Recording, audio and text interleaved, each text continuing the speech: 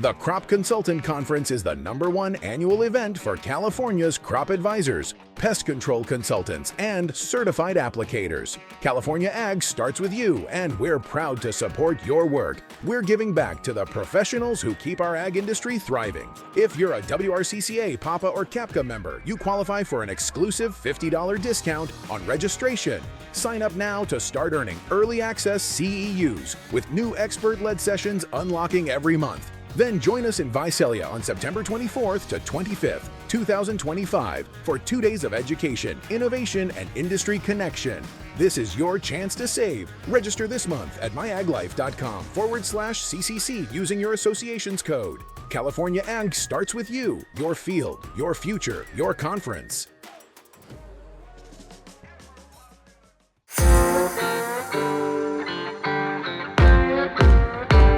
Welcome, Louie. Good morning. You just got done speaking to the group here. Can you just give us a little background on yourself and what you do at WTNA? Yes, my name is Louie Brown. As you said, I'm a managing partner with Kahn, Soares Conway, and we're a lobby firm in Sacramento, California that represents a number of agricultural organizations, including Western Tree Nut Association. Can you just give us a little recap of some of the issues that you talked about today that it's happening at the Capitol right now that this audience would be interested in, farmers and ranchers? First and foremost, they're dealing with the state budget, which we're facing a $12 billion deficit. So that's a big deal in the state of California. So the legislature today is voting on that budget. That will really be the start of the budget negotiations, and I think we'll see more information come out about that over the summer.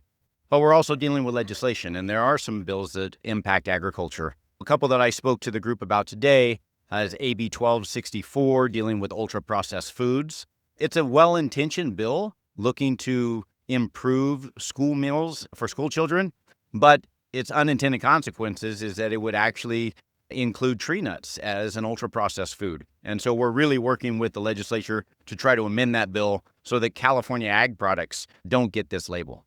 And there was something else that you talked about. It was a packaging bill? Yes. I spoke about SB 54 and the implementation regulations. SB 54 was passed a couple years ago, and it deals with packaging.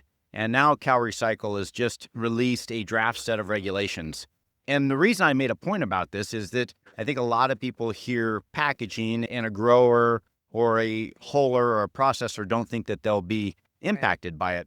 But the definition of packaging in SB 54 is extremely broad.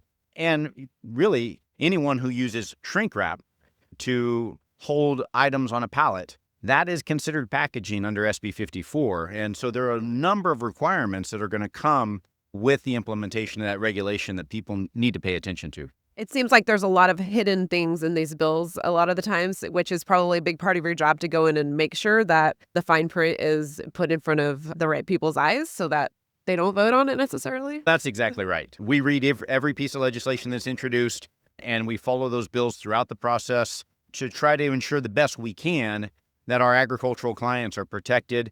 And if they are impacted by a piece of legislation, trying to reduce the burden as much as we possibly can. Just to wrap it up, I don't know if you want to add anything else that you think people should know. You talked a bit about cap and trade. You talked a bit about term limits and the downfalls there. It's just an ever-changing climate in California.